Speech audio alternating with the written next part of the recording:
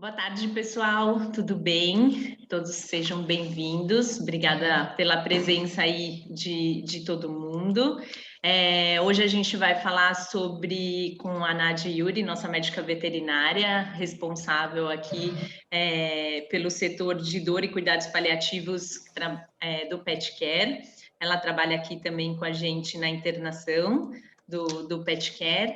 E antes da gente começar a falar a palestra dela sobre dor, a gente vai também falar um pouquinho com a Elanco, que eles vão mostrar que eles são nossos patrocinadores aqui da nossa reunião clínica, e eles vão mostrar um pouquinho do portfólio sobre dor deles, tá bom?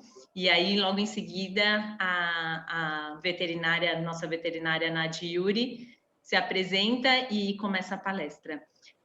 Eu gostaria de pedir para vocês deixarem só os microfones mutados e quando vocês tiverem pergunta, vocês podem levantar a mão para fazer pergunta ou também colocar no chat aqui embaixo, mas no final da palestra a Yuri vai responder as perguntas e a gente faz um bate-papo, tá bom? Obrigada e pode começar, Mari. Obrigada e boa palestra para todo mundo. Muito obrigada, boa tarde a todos, é um super prazer estar aqui com vocês. Eu vou conversar um pouquinho com todos vocês sobre o portfólio de dor da Elanco, como a Lu comentou. Então, na verdade, a gente tem um portfólio bastante amplo e para auxiliar os médicos veterinários, tanto para o tratamento da dor em cães como em gatos, e a gente entende que a dor ela é uma das grandes vilãs do bem-estar desses animais, e a gente entende muito bem que ela traz um sofrimento silencioso e muitas vezes os médicos veterinários acabam se deparando com os pacientes, chegando nos seus consultórios, nos hospitais para atendimento, quando a dor já está, o quadro de doença, a dor já está muito avançada, e esses animais já têm muita perda da qualidade de vida por conta da dor e da doença que eles apresentam. Então, a Elanco desenvolveu um portfólio super amplo para auxiliar os médicos veterinários nessa empreitada do tratamento da dor.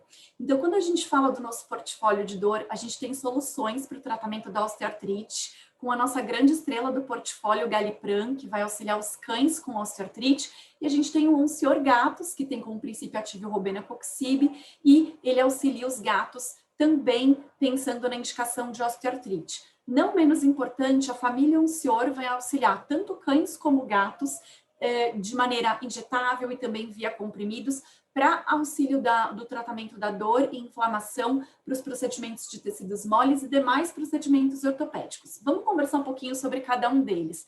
A gente vem esse ano com a nossa campanha de dor super forte com o Galipram, uma campanha super emocional com foco de chamar atenção não só do médico veterinário, mas principalmente dos tutores, né?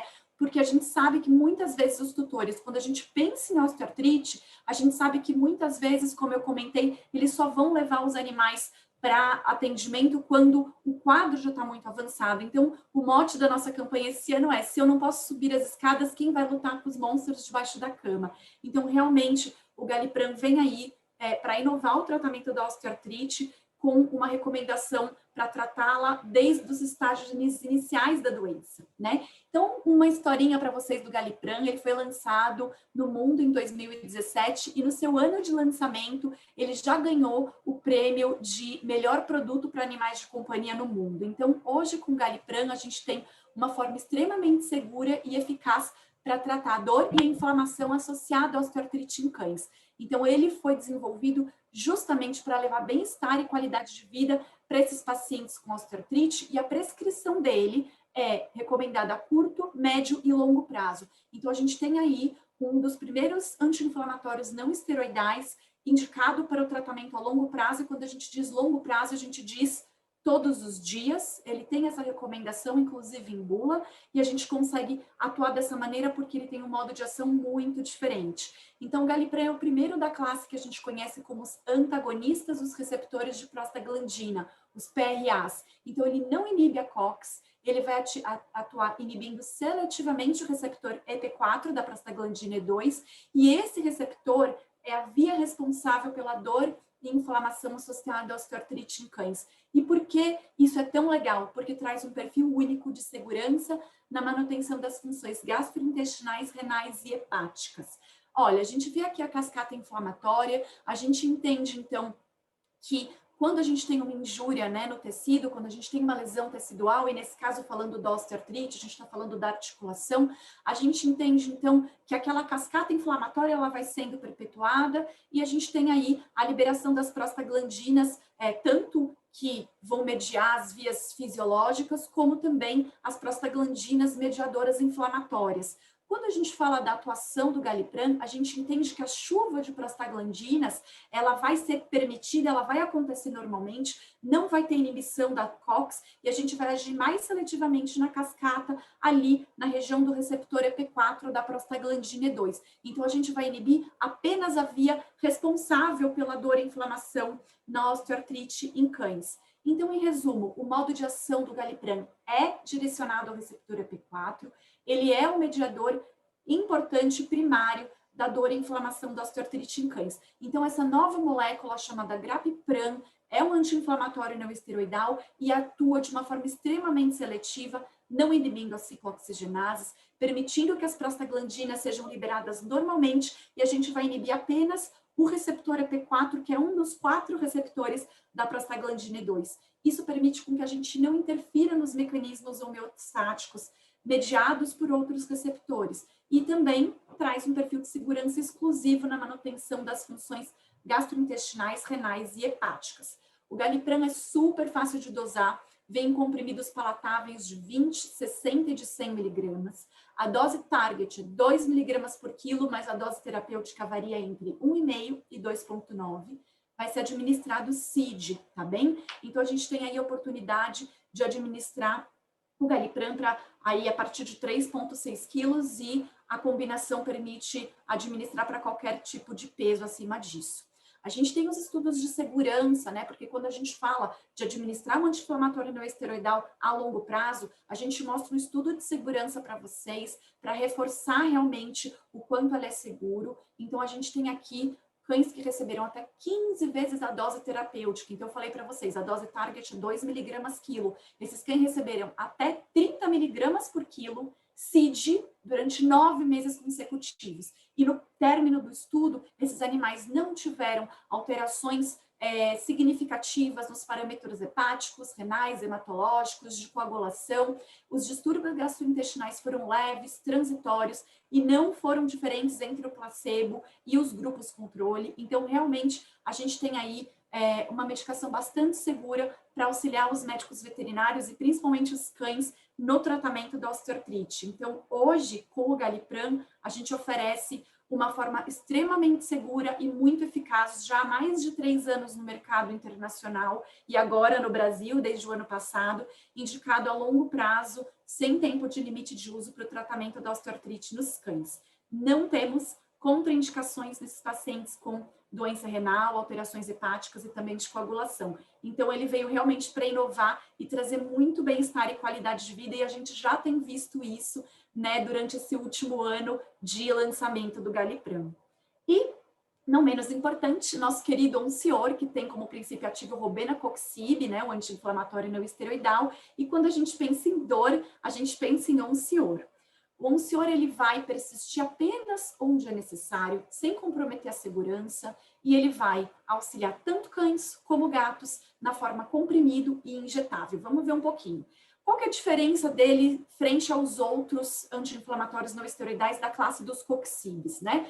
Ele é muito rapidamente absorvido para a circulação sanguínea, então é um início extremamente rápido, tanto por via oral como por via injetável. A gente tem uma rápida entrada dele na circulação sanguínea, atingindo os níveis plasmáticos adequados, e ele tem seletividade pelo tecido inflamado. Então, a inflamação, o exudato inflamatório, atrai a molécula robenacoxib e ela atua por 24 horas exatamente onde é necessário. Então, essa rápida passagem pela circulação sistêmica promove uma baixa exposição dos órgãos a ele. Então, o que a gente tem? O Oncior agindo rapidamente, caindo na circulação sanguínea e rapidamente ele é eliminado do sangue. Ele vai muito rápido para o sítio inflamado, por ser atraído pelo exudato inflamatório, e em doses terapêuticas ele vai ser um potente inibidor COX, poupando o COX-1, o que auxilia nas funções protetoras mediadas também por COX-1, que a gente sabe que são muitas. Então, em termos de apresentações, a gente tem aí o Oncior em comprimidos, tanto para cão como para gato. Em cães, a gente vai ter 10, 20 e 40 miligramas no blister de 7. Para gatos, 6 miligramas é o comprimido com blisterzinho de 6, a ser administrado aí para esses animais, conforme a necessidade para casa. E na clínica, é possível já começar o tratamento com Oncior injetável, tanto para cães como para gatos, uma aplicação por via subcutânea. A gente vai manter o frasquinho na geladeira, sobre refrigeração, e a gente consegue iniciar o tratamento na clínica e continuar o tratamento para casa, pensando em osteoartrite em gatos, pensando na dor de tecidos moles e também demais procedimentos ortopédicos. Então, com Galipram e Oncior e o nosso portfólio de dor aqui, a gente consegue permitir que os pets continuem brincando, que eles continuem tendo qualidade de vida e que o veterinário consiga ter controle sobre a dor desses pacientes.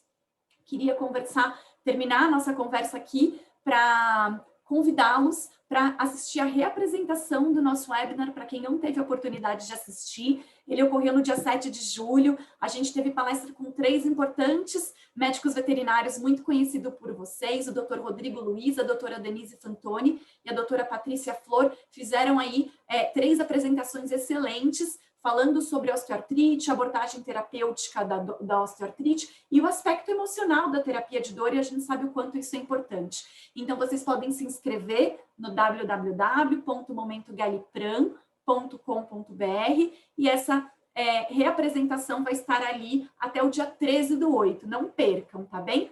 Então, não menos importante, antes de eu dar o meu boa palestra para a doutora Nádia, eu convido vocês a apontarem o celular aqui para o QR Code e serem direcionados para o Spotify, no Movimento Elanco, que a gente tem uma série de podcasts muito interessantes focados para os médicos veterinários, não só com temas técnicos, né, com convidados, formadores de opinião que todo mundo conhece, como também podcasts dos temas de bem-estar e de empreendedorismo 100% focado para os médicos veterinários. Lu, super obrigada a todas do PetCare, da organização, e obrigada, doutora Nádia, também. Boa palestra.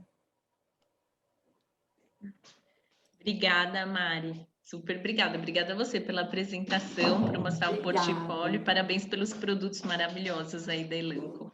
A gente que agradece.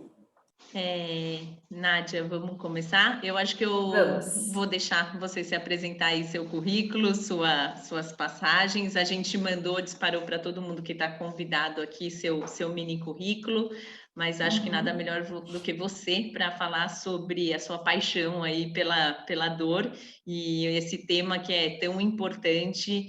E eu acho que antigamente os veterinários não prestavam tanta atenção, né? A gente não dava tanta atenção quanto a gente tem dado ultimamente. Então, obrigada por ter aceitado mais uma vez e boa reunião.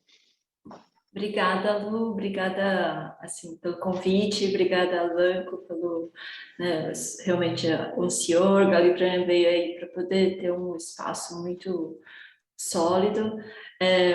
Eu sou, assim, faz 5 anos que eu estou aqui no PetCare, mas trabalhei em terapia intensiva, foi onde eu consegui ter despertei aí o meu interesse pela dor, e depois caminhei aí fiz o mestrado pela faculdade, né, da USP, com a professora Denise Fantoni, em foco em dor crônica, e assim, ainda continuo atuando em internação, então isso faz com que eu acabe atuando, e sempre é uma oportunidade para a gente poder estar conversando, estudando, né? Agradeço muito por estar por aqui.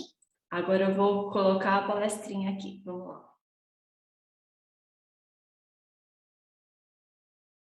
Ok, então hoje eu vou estar falando um pouquinho sobre a importância do controle de dor no pós-operatório.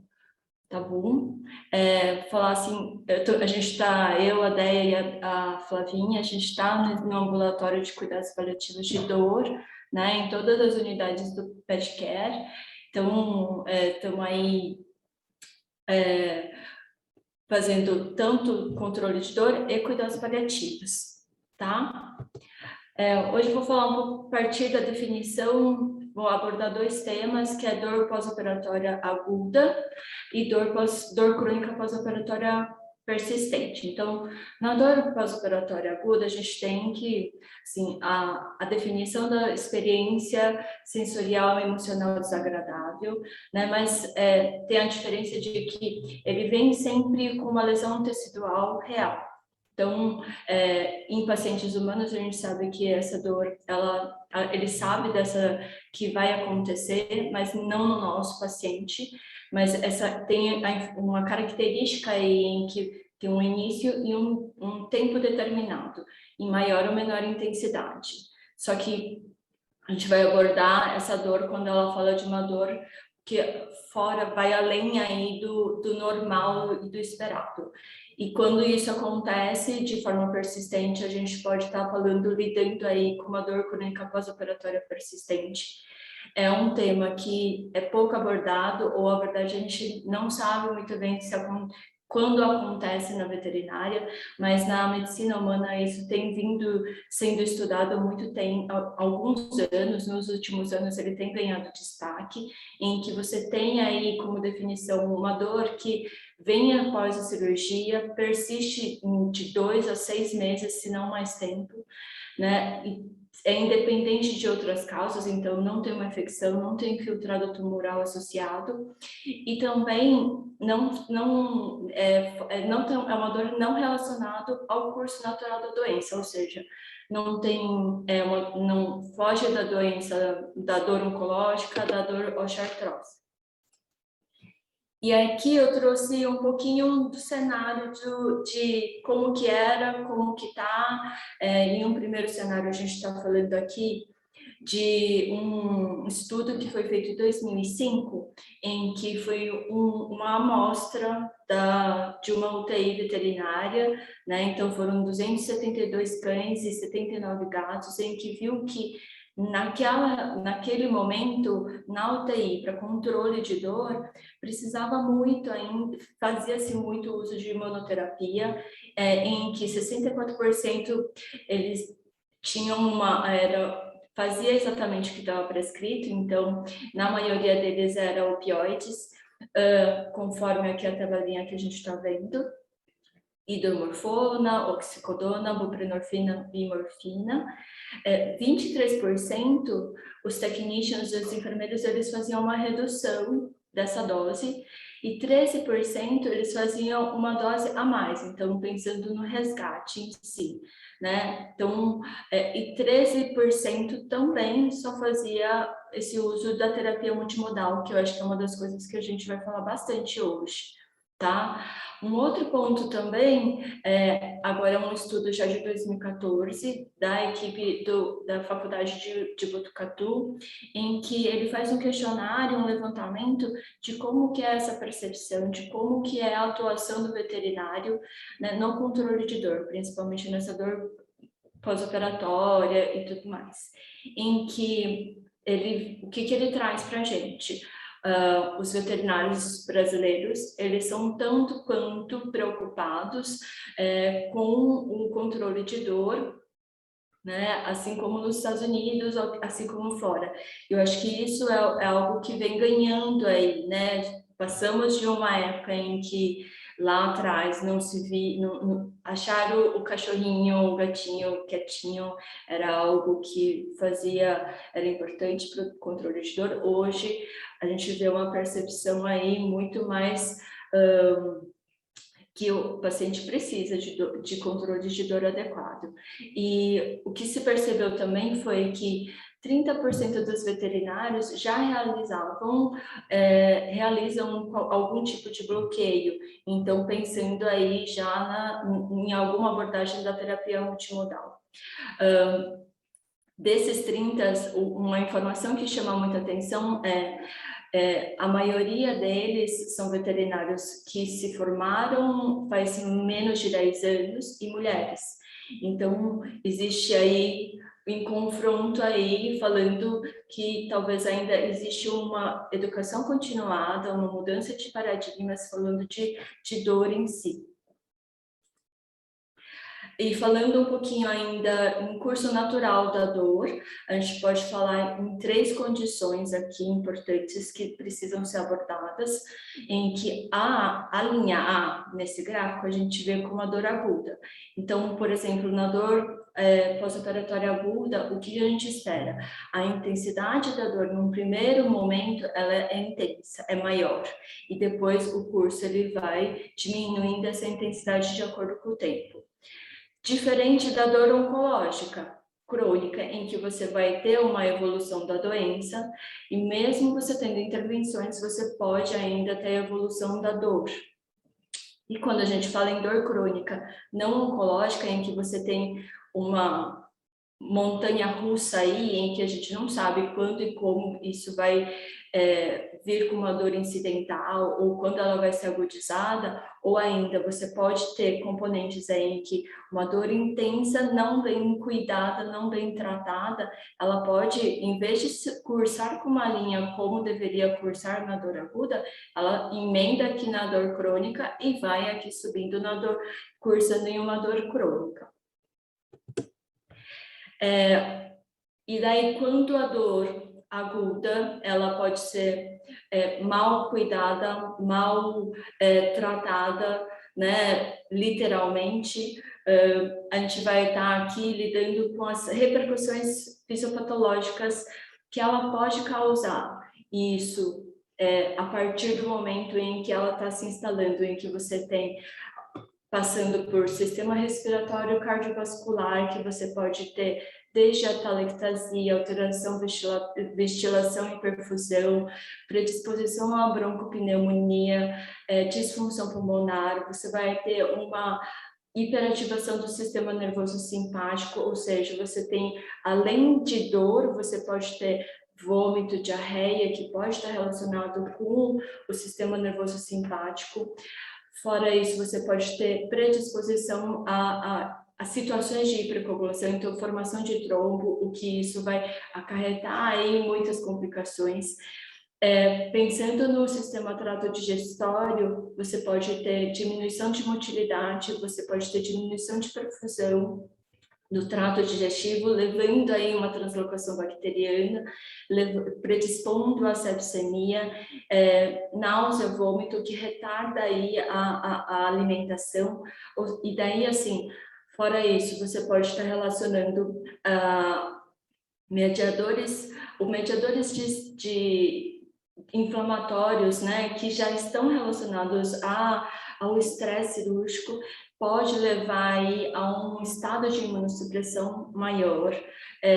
Também tem imobilismo, né, que a gente, paciente que fica muito acamado, que fica muito tempo sem conseguir se levantar, a gente pode levar não só de 7 a 10 dias, 15 dias, isso acontecendo, você tem repercussões que estão relacionadas ao que a gente está falando aqui. Então, além disso, respostas neuroendócrinas e neurológicas, em que você tem aumento de catecolaminas, interleucinas, citocinas e pró-inflamatórias, alteração de sono e vigília, o que aumenta a dor, a percepção de dor, pacientes que vão ter distúrbios de cognição intensificados e alterações comportamentais. Isso vai virando um redemoinho em que você vai perdendo, vai piorando toda a condição do paciente. E falando um pouquinho assim, aprofundando nesse cuidado aí, num pós-operatório, numa internação do paciente, que além da dor, além de um pós-operatório, você pode deixar ele sem comer, e isso pode agravar a situação dele, porque esse artigo traz uma revisão assim da fisiopatogenia que envolve distúrbios de dismotilidade, né? Então, em pacientes críticos, que mostra que quando a gente tem pacientes com retardo gastrointestinal, eles têm uma taxa de mortalidade e morbidade maior. Então, a intervenção precoce de alimentação, ou para poder melhorar esse trânsito intestinal, ele pode favorecer aí na recuperação dele. Lembrando que a microbiota e a dor, ela tem uma relação estabelecida. Assim, estudos em modelos experimentais, eles falam de uma provável relação da microbiota intestinal com dor, porque pacientes que foram em cães e gatos que foram submetidos a antibiótico terapia na sua idade inicial, esses pacientes tiveram maior predisposição à dor. E eu acho que a gente também está falando um pouquinho dos dois mundos, né? Cirurgia, dor, o uso de opioides versus o controle de dor, o que vai te trazer de benefícios ou não. A gente vai ter que ponderar, colocar muito isso na balança, porque a remoção primária de um tumor em um paciente oncológico, ele pode estar relacionado com uma imunossupressão perioperatória, o uso de opioides fortes. Dependendo da mão que você pesa para esse lado, você pode acelerar a progressão de metástases, inibir a função de natural cell killers, ou alterar o fenótipo dos macrófagos, reduzindo a imunidade, assim como você pode ter o lado ruim de você perpetuar a dor, como a gente já comentou nas repercussões fisiopatológicas. Então, acho que a meta aí, e vai ser das 300 vezes que eu vou falar de tratamento multimodal, é a gente focar aí no tratamento, abordando vários fármacos ou várias alternativas para a gente poder cobrir aí esse paciente nesse pós-operatório. Então, como regrinhas aqui, eu acho que eu coloquei mais ou menos, e essas regrinhas vão ser abordadas nos próximos slides, né? Então, primeiro, planejar essa analgesia. Que tipo de cirurgia eu estou fazendo? Qual que é o grau de estresse? Qual é o grau de dor que eu espero desse tipo de cirurgia? Avaliar periodicamente esse paciente. Então, eu tenho uma escala adequada para poder ver o quanto e como e quando que eu preciso fazer um resgate analgésico nesse paciente, né? Prevenir o máximo que você puder a ocorrência de dor moderada e severa nesse paciente. Individualizar e fazer uma terapia multimodal. E lembrar que a dor pós-operatória, ela vai começa lá na maior intensidade. Então, na escala analgésica da OMS, ela vai sair lá da escadinha de dor severa, de dor excruciante, de dor moderada, para daí a gente ir descendo. Então, é importante a gente pensar num protocolo mais cheio, num cuidado mais intensivo nesses primeiras 24, 48 horas, para daí a gente poder ir baixando esse escalonamento dessa dor. E também, eu acho que assim, lembrar que não é só analgésico, o analgesia pode ser feito de forma farmacológica. Existem terapias não farmacológicas que podem complementar e auxiliar no nosso tratamento.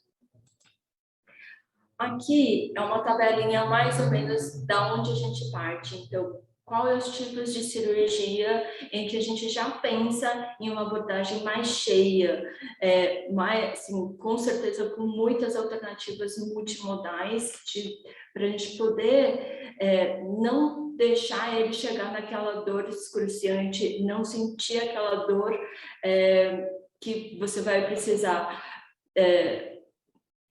deixar passar todos aqueles mecanismos fisiopatológicos. Então, amputação, cirurgia de coluna, fraturas articulares ou patologias articulares, fraturas ou cirurgias muito extensas em tecido mole, traumas, cirurgias ortopédicas muito extensas, e mesmo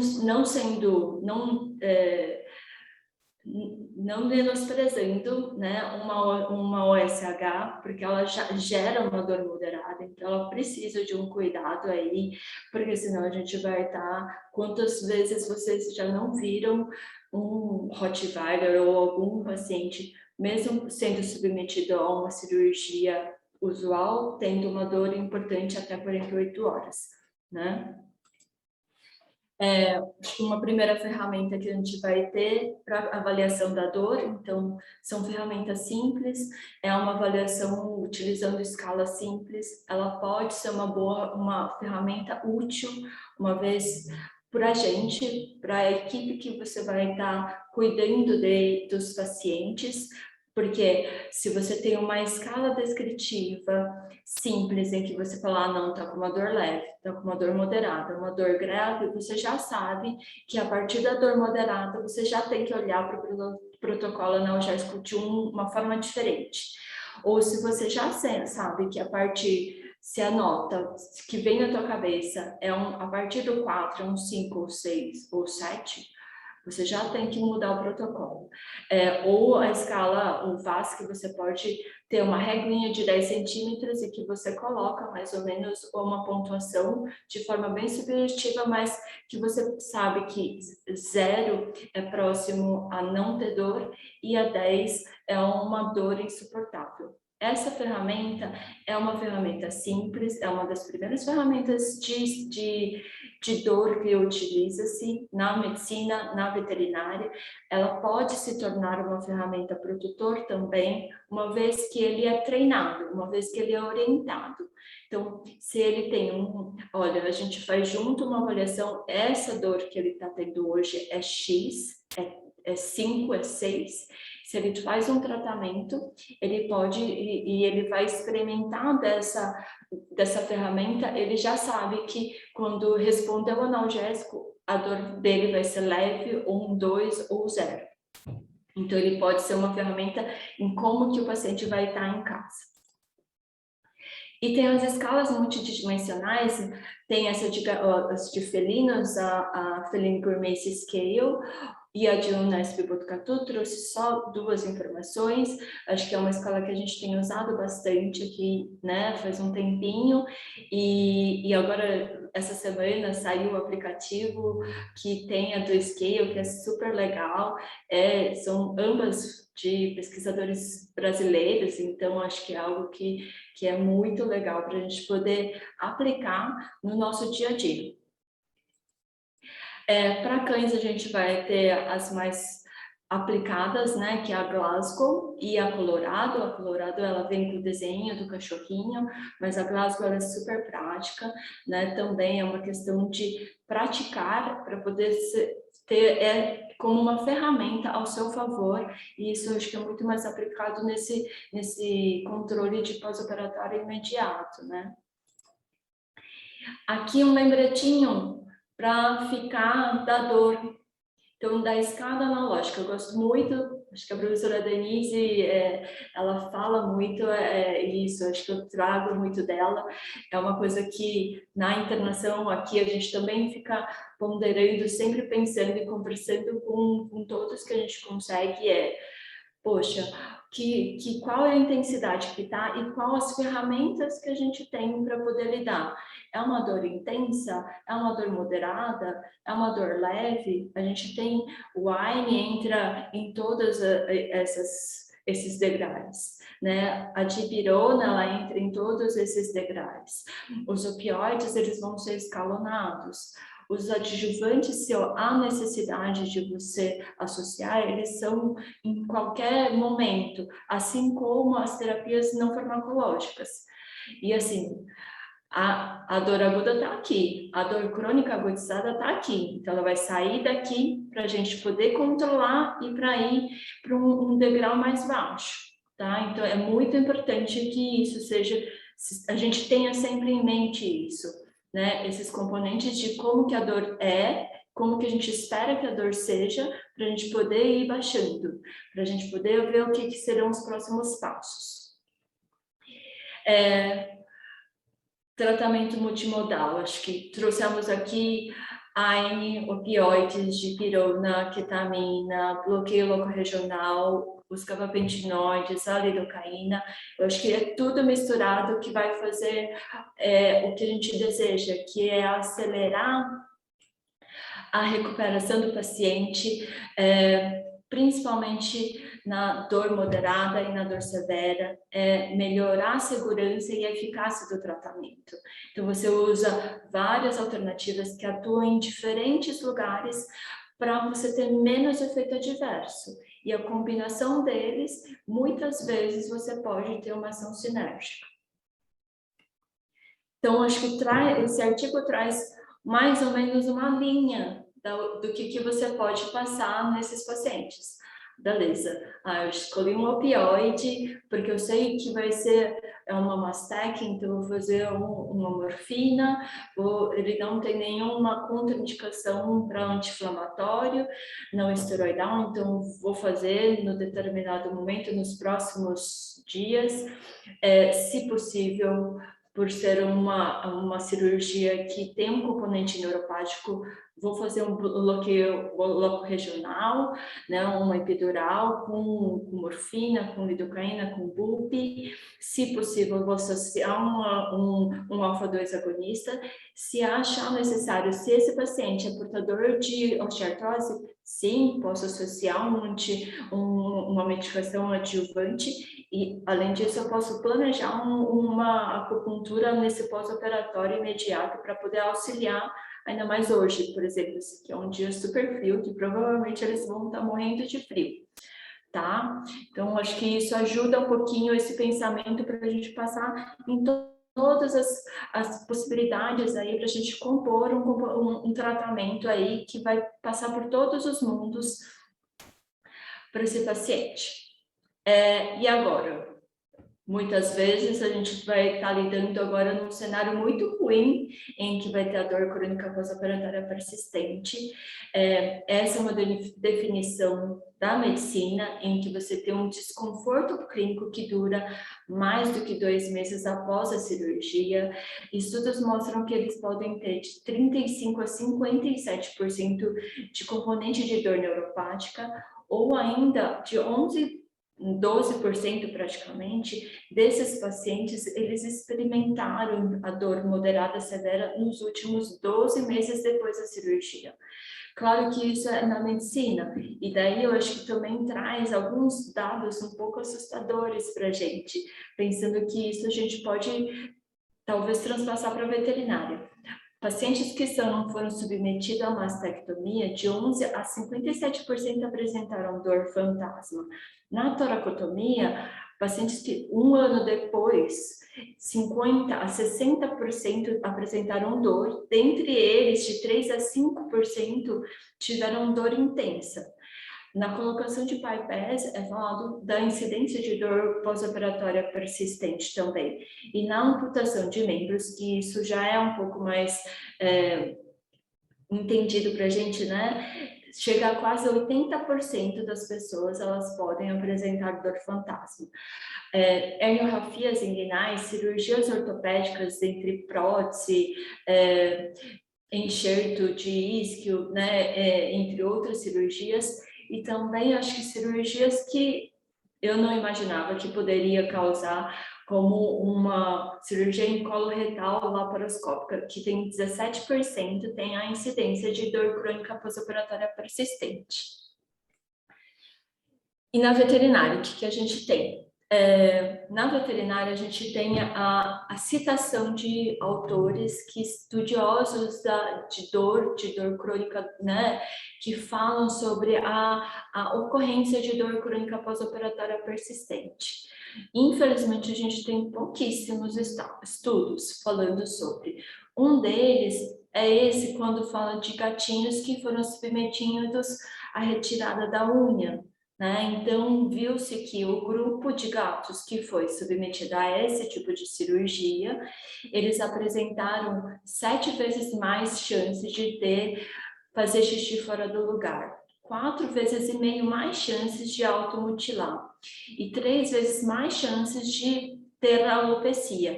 E viu que também esse paciente tem muito lombalgia associada. Então, e eu trouxe um pouquinho assim, é o tema da minha dissertação, não tenhamos ainda, só foi feito, eu defendi, mas eu não publiquei ainda, mas o nosso estudo, né, junto com a professora Denise, foi a ocorrência de dor crônica nos pacientes submetidos a tratamentos de sarcoma vacinal, em que é uma cirurgia extremamente extensa, né, e que a gente vai estar falando agora quais seriam os fatores predisponentes para a dor crônica pós-operatória, que fica essa pulguinha atrás da orelha que eu quero semear hoje para vocês. Será que vale a pena a gente tomar cuidado nesse paciente quando a gente está falando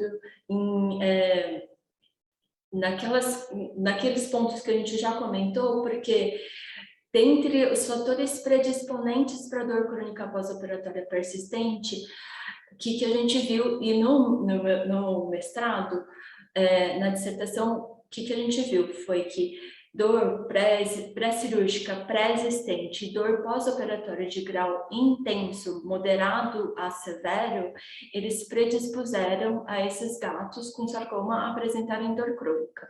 Então, assim como nos humanos, né, eu acho que é possível a gente poder falar, sim, que os animais podem ter dor crônica pós-operatória. Então, fica aí a pulguinha, a sementinha plantada. Então, se fizer uma cirurgia com acometimento de território nervoso, cirurgias extremamente extensas, cirurgias abertas, cirurgias com um tempo de muito acima de 3 horas, anestesia inalatória, técnica cirúrgica empregada, eu acho que a videoscopia ela vai ganhar espaço na veterinária, porque é uma técnica minimamente invasiva, ao contrário de laparotomia exploratória, né? Ou as habilidades do cirurgião fazem toda a diferença. Outros fatores que podem estar predispondo a dor crônica pós-operatória têm com relação ao paciente: síndromes dolorosas pré-existentes, transtornos de humor que a gente não vê tanto, cirurgias regressas. A gente vê também uma predisposição à mulher, ao sexo feminino ter, né, em humanos, na medicina. Mas a obesidade, assim como na medicina, na veterinária já é um fator predisponente e presente no nosso dia a dia, que a gente tem que tomar cuidado. Tá? E acho que um outro ponto é o uso crônico de opioides ou o uso de monoterapias, né, de forma indiscriminada. Eu acho que existe uma ponderação no uso de opioides para nós, mas eu acho que o ponto é tentar focar em terapias multimodais para a gente não precisar usar doses e opioides de forma a chegar a induzir uma hiperalgesia induzida por opioides, por exemplo. E daí, assim, qual que fica o alerta e quando que a gente pode pensar em dor crônica pós-operatória? A dor crônica pós-operatória, ela tem um componente de dor neuropática muito importante. Então, é importante, o paciente que tem essas 3 alterações comportamentais, você já pode pensar em diferenciar para dor crônica pós-operatória, porque uma agressividade excessiva, uma lambedura excessiva em um local de cirurgia, ou chegando a um quadro até de automutilação, você já tem componentes aí de dor neuropática instalada e pode ter se tiver um histórico regresso de dor pós-operatório, você pode estar lidando frente a isso.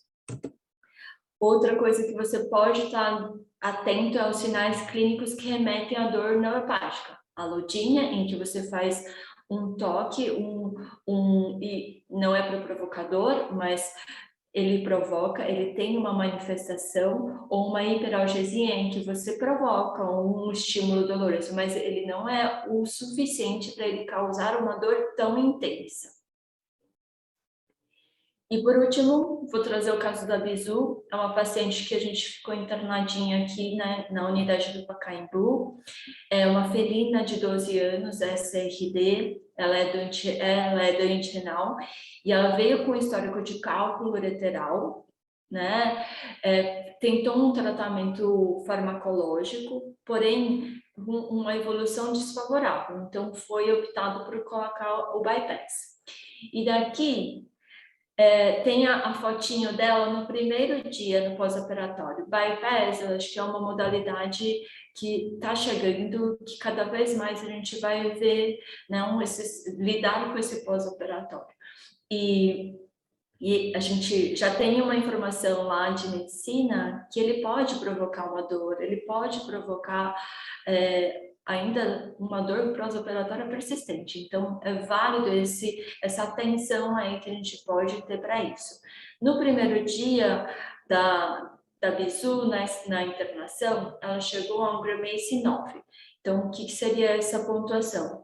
Você tem a pontuação máxima de 10, por uma dor intensa, e a partir da pontuação, quando ela faz a partir de 4, ele já remete que você tem que pensar no protocolo analgésico. Então, ela estava com uma dor extremamente importante, eu acho que não dá para comparar, mas ela tem o olhar semicerrado, a orelhinha para trás, as vibrícias aqui, né, bem contraídas, e as musculaturas aqui da bochechinha, fora a postura corporal dela que está bem encolhidinha, né? Então, e era esse protocolo que ela estava, porque foi esse protocolo antes da cirurgia, com a gabapentina 3, porque ela era renal, a metadona de resgate e uma dipirona uma vez ao dia.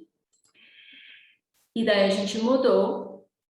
A gabapentina a gente manteve BID, CID, mas a gente acrescentou fracionama de pirona, BID, associamos a ketamina numa dose analgésica, e daí no segundo, terceiro dia, que ela ficou por 3 dias pós-operatório conosco, o Grimace dela já estava outro, estava 3 a 2, com o olhinho mais abertinho,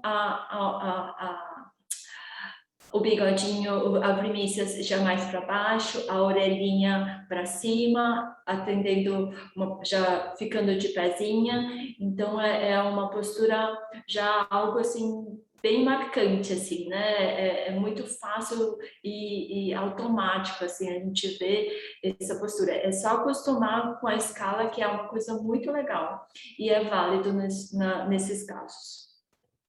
E as considerações finais são olhar para a dor pós-operatória como uma entidade nosológica, que seja isso, como uma doença que envolve uma fisiopatologia e tem um tratamento específico para, tá? Além disso, estabelecer uma forma de identificar e tratar de forma ativa e periódica esse paciente, principalmente aí pensando numa dor pós-operatória aguda, 24, 48 horas, né? E ficar atento no dia a dia a outros sinais que podem remeter à dor crônica pós-operatória persistente, por exemplo. E sempre instituir uma terapia multimodal. Então, eu acho que essa era a mensagem que eu tinha que passar.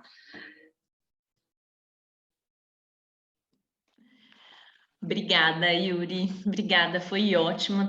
Estamos aqui, eu e a Jaque, uma do lado da outra, aqui vibrando com a sua palestra. Foi muito bom mesmo. E aí eu vou pedir para as pessoas colocarem as perguntas aqui. Tem a pergunta do Amadeu aqui já. Que, se você quiser responder, em relação à diminuição da motilidade gastrointestinal ou a náusea dos pacientes que recebem e precisam de opioides na internação, você tem alguma sugestão para esse manejo dessas alterações para que esse opioide não seja descontinuado? Também existe a discussão da diminuição ou uso mais racional dos opioides. Às vezes, a retirada do opioide do protocolo pode trazer mais prejuízo do que efeitos adversos. Como dosar isso? Até a pergunta do Amadeu é grande, né? Porque se abrir o microfone, ele vai falar aqui 1 hora com você.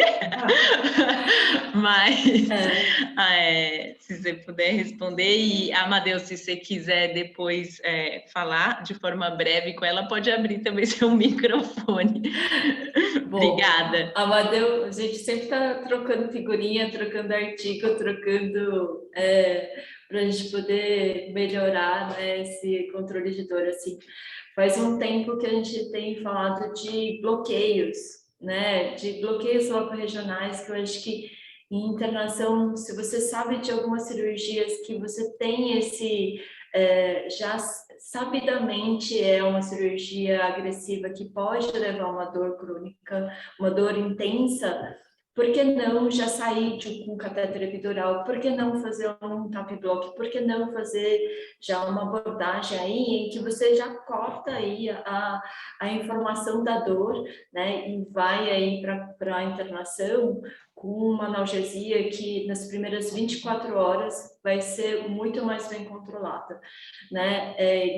Pensando em opioides também, eu gosto muito da morfina, a gente deixou um tempo de usar muito na internação, mas eu acho que nos últimos anos ela vem voltando, graças a Deus. Tem dores que só com opioide mesmo para a gente poder cortar, mas eu acho que é fazer uso de pequenas doses, titular essas doses, fazer uso assim de o que é bom, o que é ruim, associar medicações, fazer esse quebra-cabeça de associar ketamina, associar outras infusões, até infusões de dexmedetomidina e ir fazendo esse quebra-cabeça. Eu não sei se eu respondi a pergunta aí, né?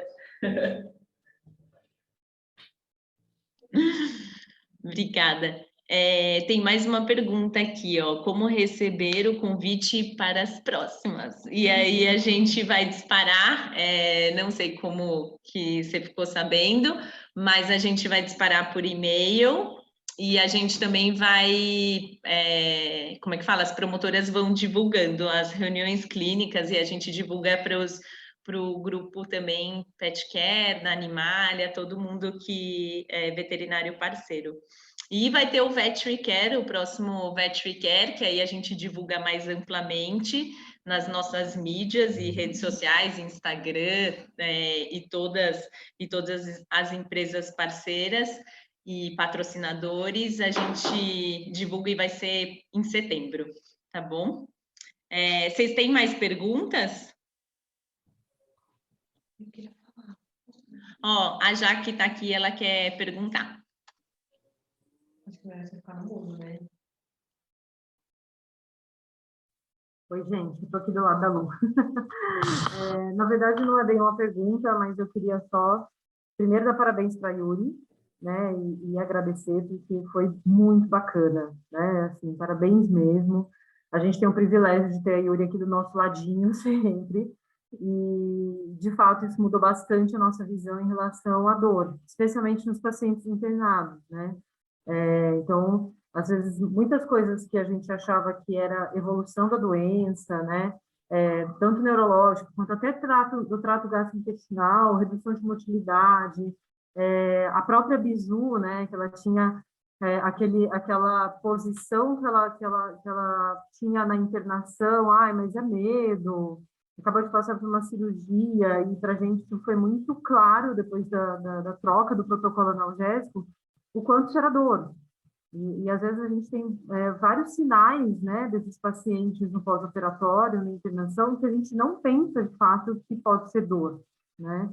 Então, a Yuri está ajudando muita gente nisso, acho que mudando completamente a cabeça, né, em relação à analgesia, e a gente queria compartilhar isso com todo mundo, né, o quanto é importante realmente a gente avaliar melhor a dor dos nossos pacientes e o quanto isso pode ser simples, né, Yuri? Sim. Tem ferramentas que eu acho que é só questão de fazer uso dele, né? E as escalas vêm para ajudar nesse sentido. Com certeza. E faz toda a diferença para o nosso paciente, né? Não só agora, nesse conforto de agora, mas como você falou muito bem, na prevenção dessa dor crônica, né? Assim, então, não é pensando só na internação, mas pensando no futuro também. Uhum. Acho que a gente não sabe muito, mas estima-se que tenha, né? Porque já tem tantos dados na medicina, mas aqui a gente tem poucos estudos com isso. Então, mas vale a pena a gente cuidar, né? Com certeza.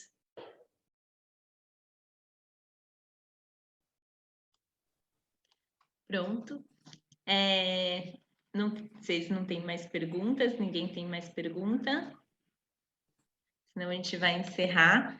Queria agradecer mais uma vez, Yuri, muito bom ter alguém olhando para esse ponto, que eu acho que é tão importante, ainda mais que nem a Jaque falou aqui dentro da internação, isso fica muito claro no dia a dia de vocês, o quanto isso muda, né, o protocolo e esse tratamento desse animal, né, na recuperação, na melhora mais rápida dele. E obrigada. Se vocês tiverem dúvidas, vocês também podem mandar e-mail para o vetericare@petcare.com.br, que a gente manda para Yuri, e aí a gente vai respondendo aos poucos. Obrigada mais uma vez, e foi um prazer ter vocês aqui conosco. Obrigada, gente. Obrigada. Tchau, gente. Tchau. Boa tarde. Olá pessoal, nós estamos aqui no Morumbi, é a unidade que tem o maior número de atendimentos e alguns diferenciais que eu quero mostrar para você. Vamos lá?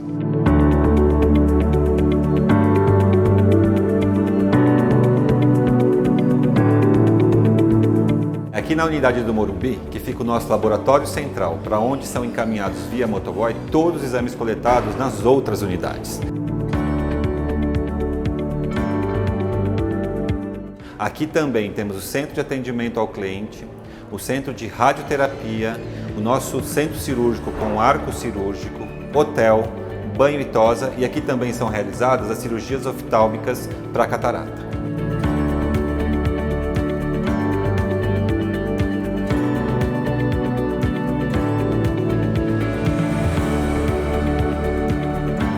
Nós estamos admitindo agora a Nina. A suspeita diagnóstica dela é que ela seja cardiopata, ou até mesmo tenha uma pneumonia associada. Na UTI a gente vai conseguir acompanhar ela mais de perto e também caso ocorra alguma descompensação respiratória, a gente já tem um suporte de alto fluxo que fica só na UTI e também temos o suporte de ventilação mecânica.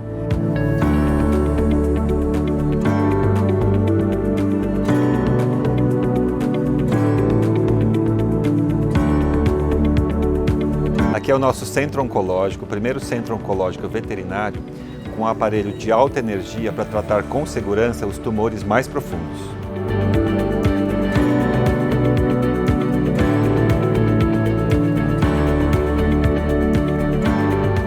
E além desses diferenciais, contamos também com toda a estrutura que você já conhece dos hospitais veterinários PetCare.